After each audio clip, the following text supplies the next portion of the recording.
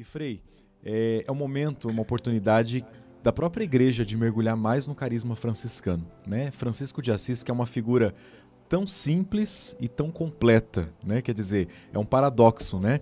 Um homem tão simples na forma de viver, na forma de estar com os irmãos, mas ao mesmo tempo tão completo na forma de enxergar Deus e suas criaturas, né? Nelson, você falou palavras-chave que merecem um aprofundamento, né? Francisco é um dom de Deus, não só para a família franciscana, como eu dizia agora há pouco, mas para toda a igreja. E por que nós dizemos isso com toda a propriedade, Nelson?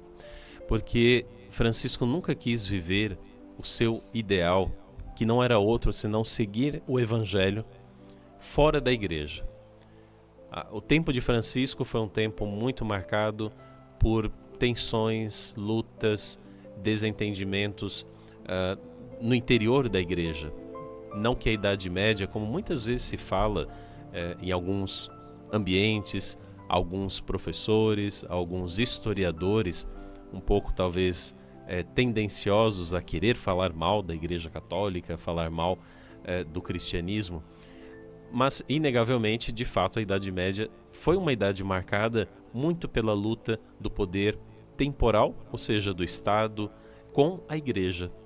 E Francisco, quando decide viver o Evangelho com radicalidade, ele não faz uma opção de viver fora da Igreja. Muitos foram os grupos que surgiram, assim como o franciscanismo surgiu, que no final acabaram se separando da Igreja, porque tinham um desejo tão grande, ou pensavam que viveriam isso de forma tão grande, de um total afastamento, de uma purificação daquilo que eles consideravam como instituição pecaminosa, cheia de vícios e de erros. Francisco, desde o começo, não faz isso. Quando ele fica nu, tira suas vestes, diante do bispo de Assis, diante do seu pai, diante de familiares, diante de amigos, na cidade de Assis, ele diz: Pai Nosso, agora não vou dizer mais meu pai, Pedro de Bernardone, mas vou dizer Pai Nosso que estás no céu. E o bispo de Assis, no momento em que Francisco fica nu, deixa suas vestes, o acolhe. Muitos entendem, Nelson, que é a partir desse acolhimento do bispo de Assis que Francisco já demonstra não só o seu carinho para com a igreja, como também a igreja para com Francisco. O bispo percebe que aquele jovem era um jovem diferente, era um jovem especial.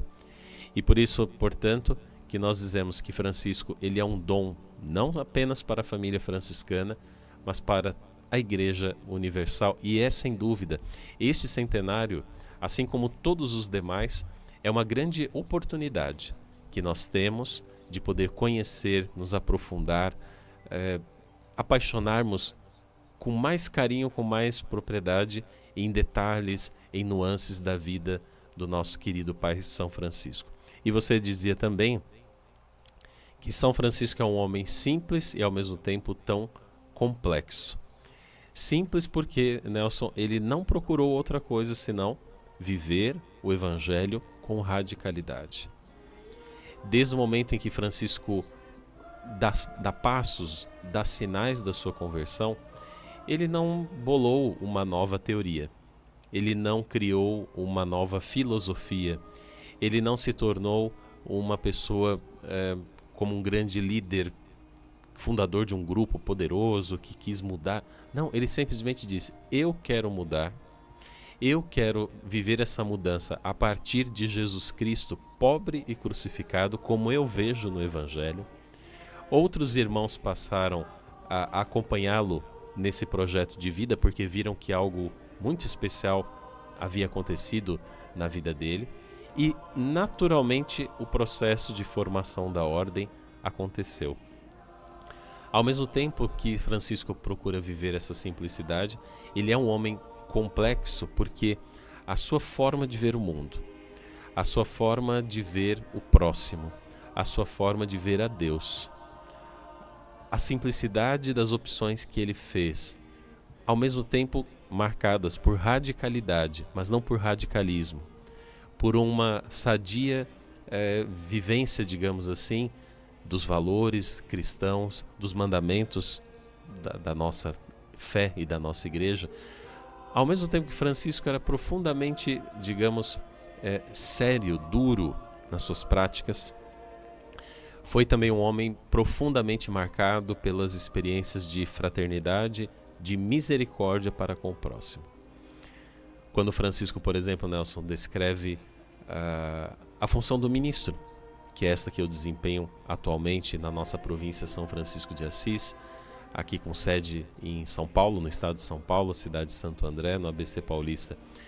Ele diz assim, que o ministro seja aquele que ama e nutre a seus irmãos, como uma mãe ama e nutre seus filhos. Dizer isso no contexto de Idade Média é uma revolução, é uma novidade. É algo que até hoje desafia os paradigmas de quem pensa que estar à frente é um sinal de status, de que estar à frente é um sinal de poder, de liderança, que não faz crescer os seus liderados, mas que esmaga os liderados, que é servido por aqueles que são liderados. Quando a lógica do Evangelho é totalmente a contrária. Sim. A hierarquia existe em qualquer grupo humano e precisa existir. É assim que o nosso modo humano de ser funciona. Entretanto, para Francisco, o problema não é a organização. Tanto que nós formamos uma ordem.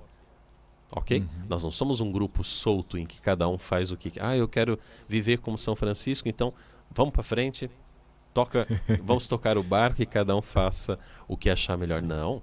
Existe uma organização, existe uma hierarquia, existe uma regra de vida, existem as chamadas constituições que atualizam a regra de vida no espírito de cada tempo. Mas a primeira regra de vida é o Evangelho. Por isso que Francisco é esse homem simples e complexo.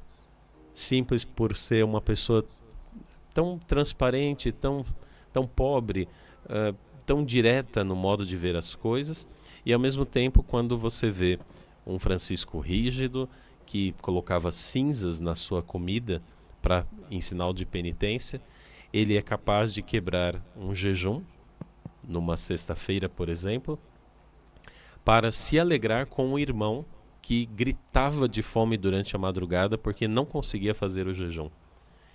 Para Francisco não é a observância da lei pela lei. Para Francisco é importante observar sim a lei, sem faltar com o critério maior da lei, que é a misericórdia, no nosso caso, que é a vida fraterna. Muito bem. Francisco, ele passa para a vida eterna, ele faz a sua Páscoa ali em 1226, né? Por isso 800 anos a gente celebra neste ano. Mas é um santo que dialoga com o mundo de hoje? E em quais aspectos Francisco mais dialoga, Frei, com o nosso mundo? Nelson, Francisco dialoga com o mundo de hoje, com o mundo de ontem e certamente dialogará com o mundo no futuro. Prova disso é que há pouco tempo, né, nós perdemos o nosso Papa Francisco, um grande homem, um grande Papa, de origem jesuíta do ponto de vista da formação, e que mesmo sendo jesuíta e que mesmo tendo tantas inspirações como São Francisco Xavier, por exemplo, como os nossos missionários aqui brasileiros, Padre Anchieta e por aí afora, ele escolhe no seu pontificado ter o nome de Francisco, o primeiro Papa na história que ousou escolher o nome de um santo tão importante como foi São Francisco de Assis. Por isso, Nelson, que eu digo que, sem dúvida, Francisco continua sendo essa inspiração para os nossos tempos.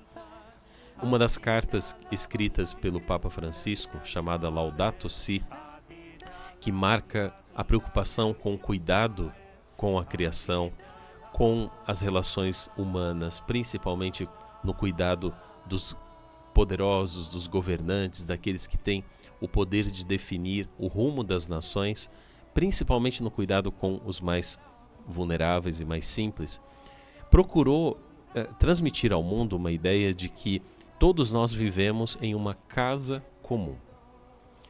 O título da carta é Laudato Si, Louvado sejas meu Senhor, inspirado no Cântico das Criaturas de São Francisco. Entretanto, essa experiência de dizer que todos nós que vivemos no planeta vivemos em uma casa comum, em que todos os seres precisam ser respeitados e amados na sua singularidade, ou seja, na sua importância dentro do universo da criação, não é um discurso novo, não foi uma novidade, por assim dizer, única, mas foi a primeira vez que a gente sentiu que um Papa, que o magistério, na figura do sucessor de Pedro, conseguiu trazer uma preocupação não só ecológica, ambiental, de preservação dos recursos, mas sim um olhar global em que toda a criação, e nós somos criaturas, não nos esqueçamos disso, Papa Francisco fez questão de lembrar muito disso, todos nós que somos criaturas devemos viver em harmonia, sabendo qual é o lugar e a posição de cada um de nós. Paralelo a isso, Nelson, fora do nosso ambiente eclesial, do mundo da Igreja Católica, São Francisco é um santo ainda muito querido, muito venerado pelos muçulmanos, porque São Francisco, num certo momento da sua vida, faz a experiência de se encontrar com o sultão na cidade de Damieta, no Egito, e esse encontro entre o poderoso sultão, que aguardava o momento mais oportuno de levar à frente as suas tropas para o combate com os exércitos cristãos, esse mesmo homem, por assim dizer, esse mesmo sultão, ele fica impressionado quando ele vê em Francisco um homem simples, desarmado e que vem falar com ele sobre a paz. Esse encontro foi tão marcante que até hoje a comunidade islâmica, sobretudo, ela tem um carinho muito grande pela pessoa de São Francisco de Assis. Não é à toa que nos lugares santos de Israel, na Terra Santa, na Palestina, em Jerusalém, Belém, Jericó, são os nossos frades menores que fazem o cuidado, a assistência desses lugares, formando a chamada custódia da Terra Santa. E dificilmente, Nelson, e aqui falo não porque sou frade, não porque estou aqui hoje num dia querido para a família franciscana, mas dificilmente uma outra família religiosa teria condições de fazer esse serviço, de prestar esta ajuda à igreja no sentido de governar, cuidar, acompanhar, como os franciscanos fazem, no caso nossos irmãos franciscanos menores, do hábito marrom, fazem ali também na Terra Santa. Então, sem sombra de dúvidas, nós poderíamos dizer que Francisco hoje ainda nos inspira e principalmente neste ano de 2026, nós vamos contemplar diversos aspectos da sua morte, da sua passagem, que nós chamamos inclusive de uma forma muito carinhosa e muito bonita de trânsito de São Francisco. Essa era uma pergunta, né, para a gente matar a curiosidade das pessoas, até ser catequéticos aqui, né? Por que trânsito? Nelson, a festa de São Francisco é celebrada todo dia 4 de outubro. É um costume que nós façamos para essa festa ou um tríduo ou uma novena. A diferença é que no último dia ou do tríduo ou da novena, no dia 3 de outubro, seja celebrado o Trânsitos de São Francisco. Trânsitos é uma celebração muito bonita, que vale a pena ser conhecida por quem ainda não teve a oportunidade de conhecê-la, que significa a passagem de São Francisco da vida terrena para a vida eterna. A palavra trânsitos quer dizer o deslocar, o mudar de posição, uma palavra latina que ficou, digamos assim, consagrada, foi tomada pela família franciscana para simbolizar a Páscoa de Francisco. Por isso que durante esse ano de 2026 nós vamos ouvir falar muito da Páscoa de Francisco, da morte de Francisco, do trânsitos ou do trânsito em português de Francisco. São palavras que querem dizer, retratar a mesma experiência, ou seja, que Francisco, terminando os seus dias nessa terra, nesta vida, ele faz a passagem, a Páscoa, a morte, o trânsito, a mudança para a vida eterna. Então, é interessante que em muitos lugares, paróquias franciscanas, Você vê na programação dos festejos de São Francisco essa nomenclatura. Venha participar do Trânsitos de São Francisco. Não é uma simples... não é um teatro. Isso que é importante deixar claro. Sim. Não é um teatro. É uma celebração que nós chamamos de uma paraliturgia, ou seja, ela acontece de preferência fora da celebração eucarística, para que cada coisa seja celebrada no seu momento certo, né? Cada intenção seja celebrada no seu momento certo, mas ela é uma paraliturgia no sentido de mostrar que a morte foi acolhida por São Francisco não como uma tragédia, não como o fim de tudo, embora marcada por dores, por sofrimentos, por angústias. Francisco percebia que as suas forças físicas já não eram as mesmas. Francisco percebia que a ordem já não era a mesma. Imagine você, Nelson, imagine você que nos acompanha na nossa rede Imaculada, quando São Francisco começa a sua experiência de seguimento a Jesus Cristo pobre e crucificado, começa a sua experiência de seguimento do Evangelho, ele jamais imaginou que a ordem atingiria as proporções, o número de frades, o número de presenças como ela atingiu, ainda enquanto ele esteve vivo. No momento ali da sua passagem, estima-se que a ordem já tinha mais de 1000 frades espalhados pelo mundo. E por isso que é celebrado também, antes da morte de São Francisco, o chamado Capítulo das Esteiras, um capítulo, uma grande assembleia dos frades, tendo em vista que a ordem havia crescido muito, que os desafios também haviam crescido, os problemas haviam surgido, né?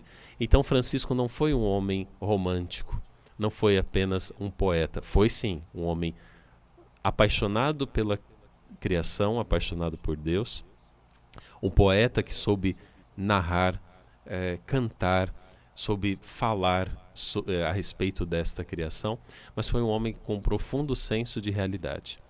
Assim como Cristo na cruz, que sente as dores, que sente o abandono, sente a fragilidade do momento que vive, Francisco, mesmo com tudo isso, ele é capaz de forma serena, entregar o seu corpo à irmã Terra, para que o conduzisse, levasse, fizesse essa passagem ao lado dos seus frades, com a esperança sempre da vida eterna, com a esperança de que um caminho mais profundo, mais pleno, viria a partir dessa sua passagem. Então, por tudo isso, Nelson, é que o Trânsitos, essa celebração tão bonita, é tão valorizada na família franciscana.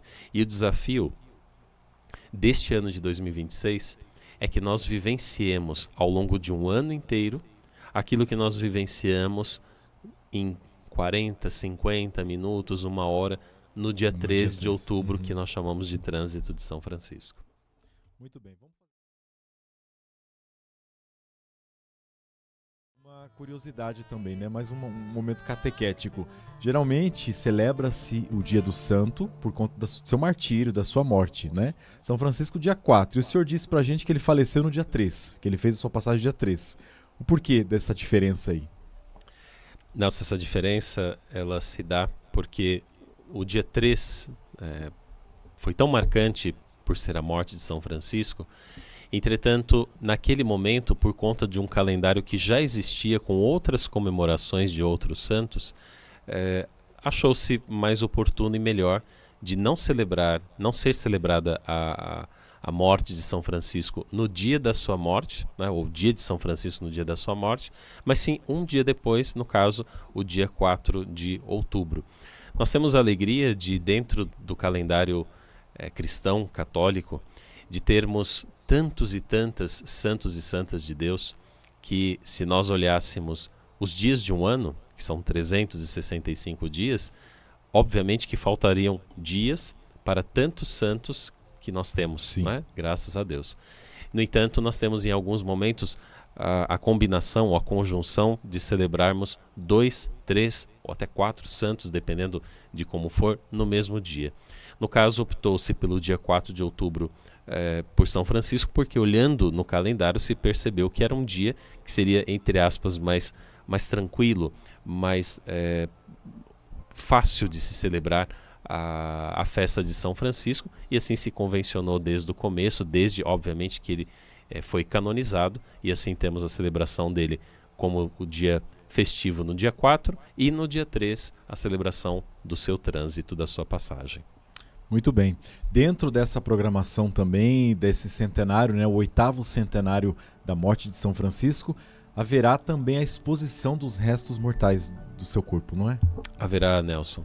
É muito bonito para quem nunca foi em Assis saber como que estão organizados, distribuídos hoje, os lugares franciscanos. Em Assis, nós temos duas fortes presenças. A Basílica de Santa Maria dos Anjos, a Porciúncula, que, aliás, a Basílica de Santa Maria dos Anjos, que está na parte inferior da cidade de Assis, é essa belíssima basílica que guarda, preserva a Porciúncula. O que é a Porciúncula, Nelson? É uma porçãozinha, uma igrejinha muito simples, quase como que uma capela, que foi aonde São Francisco morreu. Por isso que a abertura, hoje, deste 8º centenário da morte de Francisco, se dará na Porciúncula, em Assis, porque foi ali que ele fez, de fato, a sua passagem, ali que ele morreu.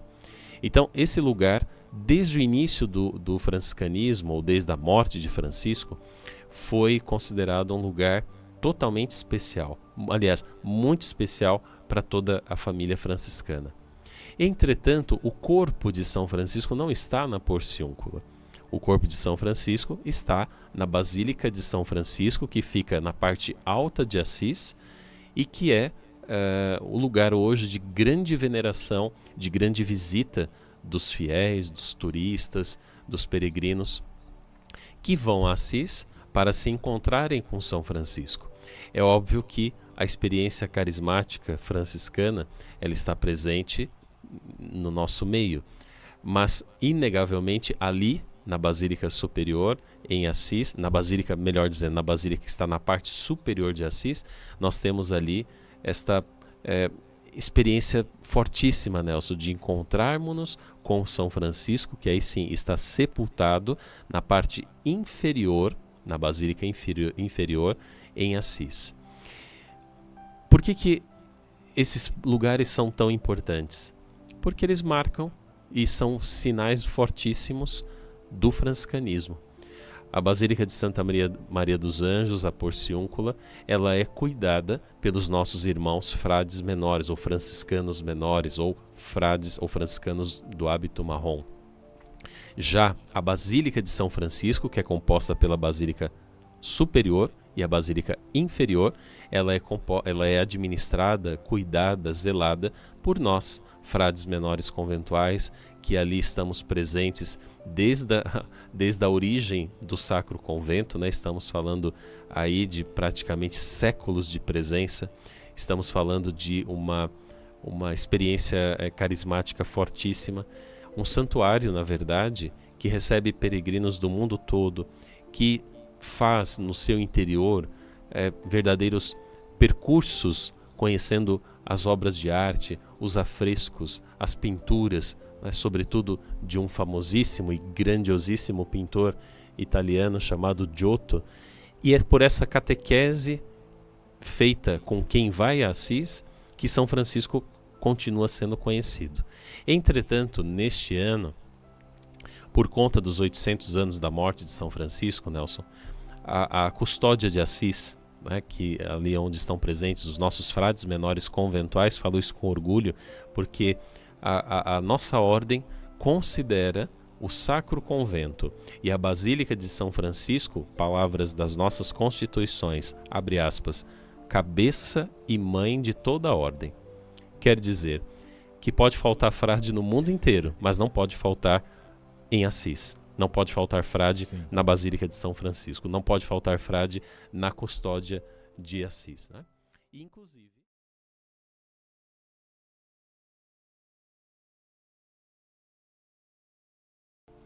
o que se faz é venerar os santos e santas porque eles seguiram com radicalidade, às vezes até mesmo com o martírio, a experiência de Jesus Cristo. E, inegavelmente, eles foram homens e mulheres verdadeiros, concretos, que marcaram a história.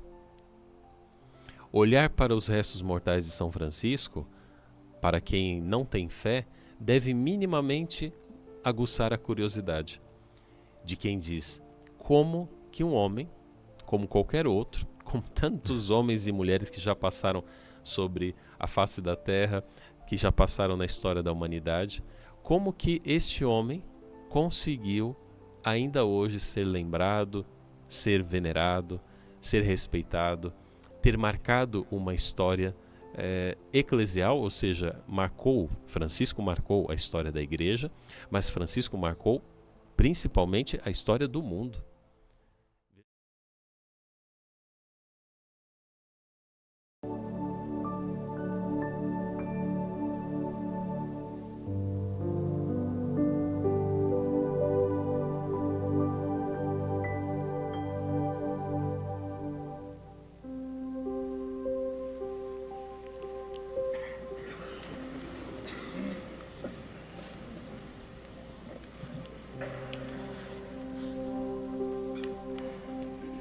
Preparemo-nos então para receber a bênção.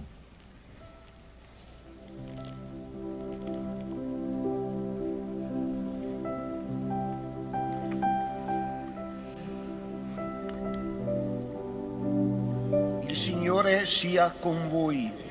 O Senhor esteja convosco. Ele está no meio Il de nós. Signore vi benedica e vi O Senhor custodisca. vos abençoe e vos guarde. Amém. Faccia risplendere per voi il suo Faça volto e vi resplandecer faccia o seu rosto grazia. sobre vós e vos conceda a sua Rivolga graça. a voi Amém. il suo volto e Que Ele vi volte para conceda vós o seu la sua rosto pace. e vos dê a sua paz. Amém. E la benedizione di Dio Onnipotente, Padre e Figlio e Spirito Santo, discenda su di voi e con voi rimanga sempre.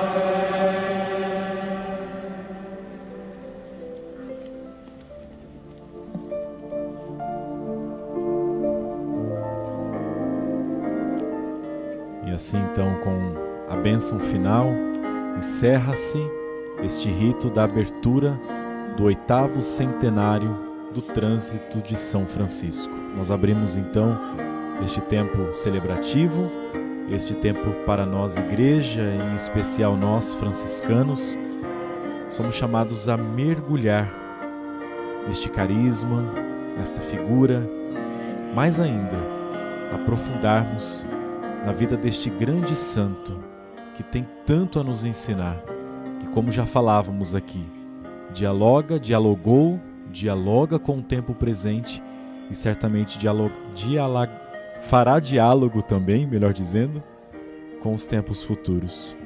Que Francisco de Assis nos inspire, que Francisco de Assis possa viver dentro de nós também e, a exemplo dele, possamos seguir o Cristo, que é o nosso caminho, que é a verdade, que é a vida, que nos dá vida.